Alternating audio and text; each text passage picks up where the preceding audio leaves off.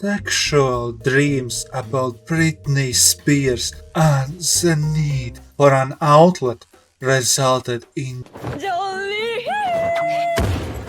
horny jail with tactical boob jabs. I have several questions. Thirsty FF. Damn! Just putting 2 and 2 together, and all that while being married. Such a gangstar, a paragon of unhinged creativity. Yeah, boy. People desire to be accepted, but often, like Kira, we must hide a part of ourselves to fit in, even if it means bleeding a phantom blood from our hearts. This is why that part being accepted feels so exhilarating, freeing, such a golden experience. JoJo creates an outlet for people's most bizarre sides. For instance, admiring speedwagons, undying devotion to Jonathan, like giving his hot, steaming abs to prevent destiny of that blood, even saying that Speedweed is the best waifu. Ha! Gay! Wearing cutting-edge fashion, even looking like a cheese boy. Ha! Gay! In the JoJo community, it is as normal as breathing. Oh my god, is it a JoJo reference? JoJo is so great because the author has steel balls and dares to be himself. No matter how overwhelmingly bizarre it gets, the proof is the ending of part 1 and the beginning of part 2. In time, when manga were synonymous with their main characters, that is the moment when Araki turned from somebody who follows trends like heavily copying Fist of the North Star to being a trailblazer, going against the bloody stream. This decision felt like being made in heaven because Joseph is much more interesting than Jonathan. Moreover, this freedom lets the passion shine through. Be it Araki's hand fetish, hard on fashion and posing. With his example, the author encourages to break the rules, and it is up to viewers to accept that will lead to a crazy, noisy, bizarre town known as JoJo fandom.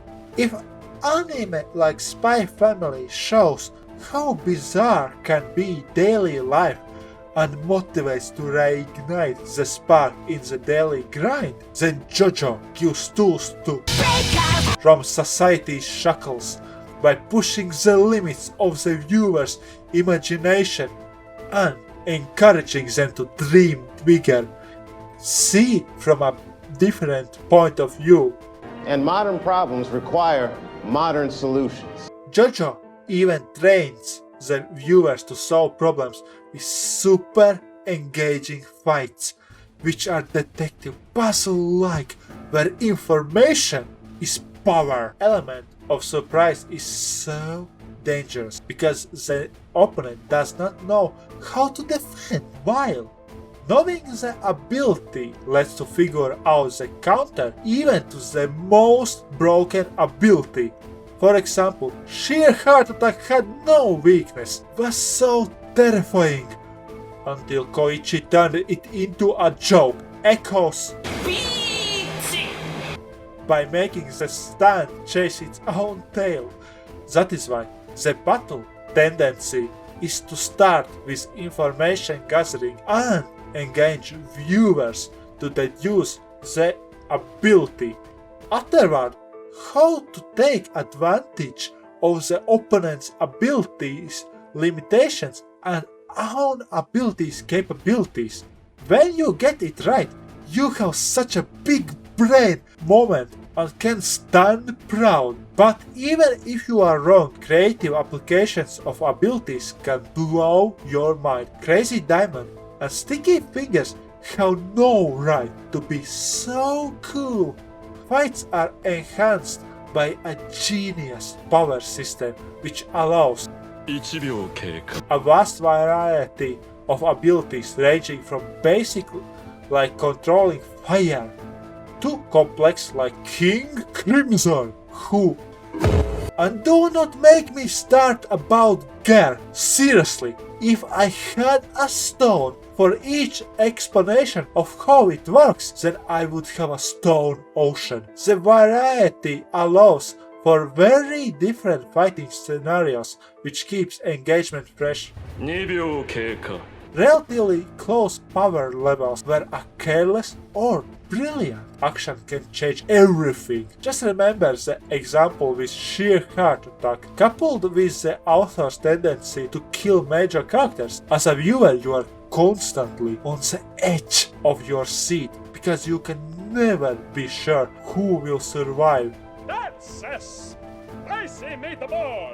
3秒経過 And most importantly, stands reflect their users, allowing their abilities and their utilization to reinforce the story, be analogies, visualizations to concepts.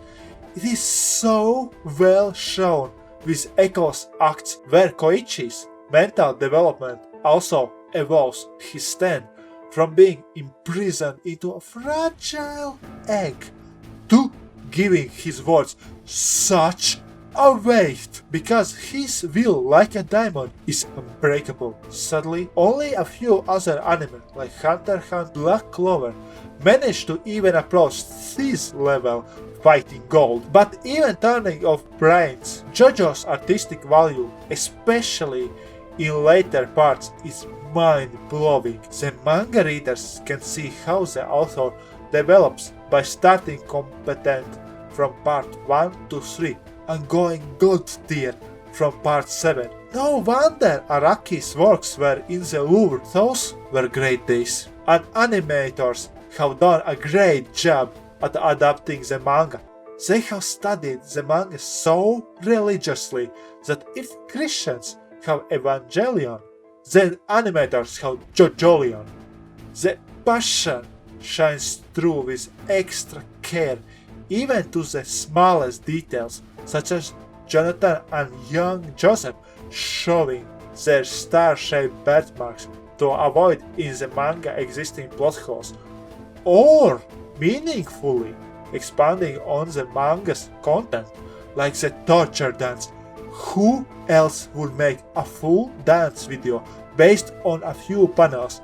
I dare somebody was high while making these trippy visuals, not to mention openings with all Easter eggs and subverting expectations. Sound effects such as activating